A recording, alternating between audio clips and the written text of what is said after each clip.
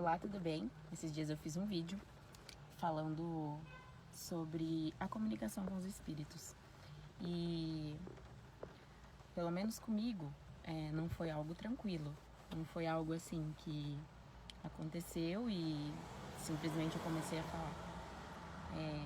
Como eu falei em um vídeo já alguns dias atrás, eu tenho uma experiência da minha avó, que eu até então achava que era uma experiência real, e a minha avó já tinha desencarnado.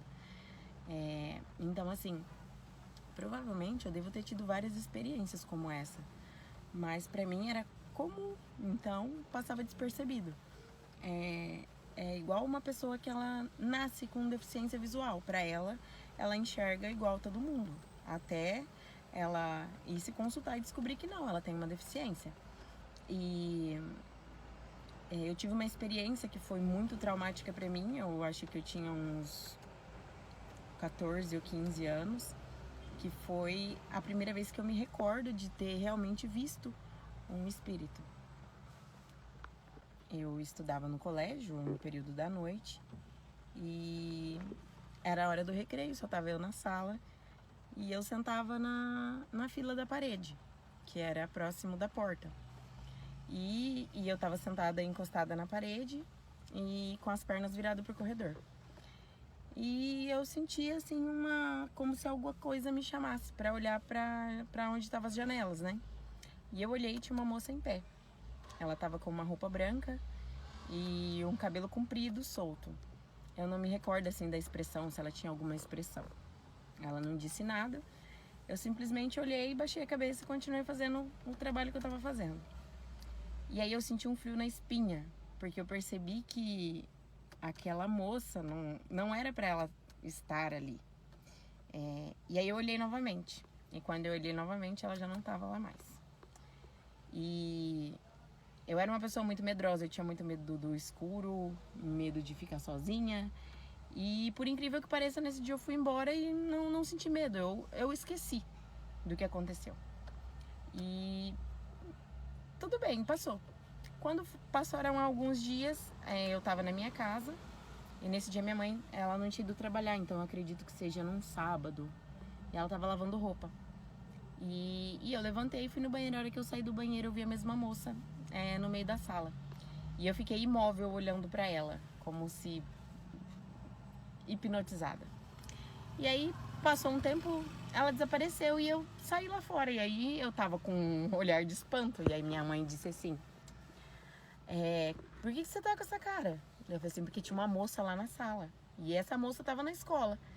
E aí ela olhou pra mim e falou: que moça, Aline? Eu falei assim: eu não sei, era uma moça. E na época eu não sabia, mas é comum a gente esquecer essas experiências que a gente tem, porque elas acontecem em um plano mais leve, mais sutil do que o nosso plano físico. Então, assim, é comum que, passado o tempo, a gente esqueça se a gente não anotar.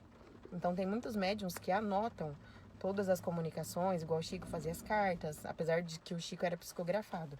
Mas muitos anotam o que acontece, porque depois a gente realmente esquece.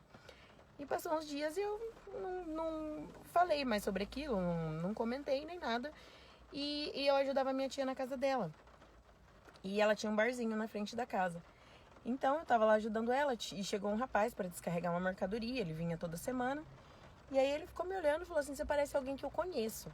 Daí eu falei assim: não deve ser nenhum parente nosso, porque ele não era daqui, né? Eu falei: não deve ser. E aí ele pegou e falou assim: nossa, você parece aquela moça que o namorado assassinou. E foi um crime que chocou o país todo. E assim, todo mundo sabia daquilo. Só que na hora que ele falou isso, eu levei um susto, porque a moça que eu vi parecia essa moça. E aí eu meio que fiquei em choque. E aí a minha tia falou assim: você tá bem? Eu falei assim: não tô bem.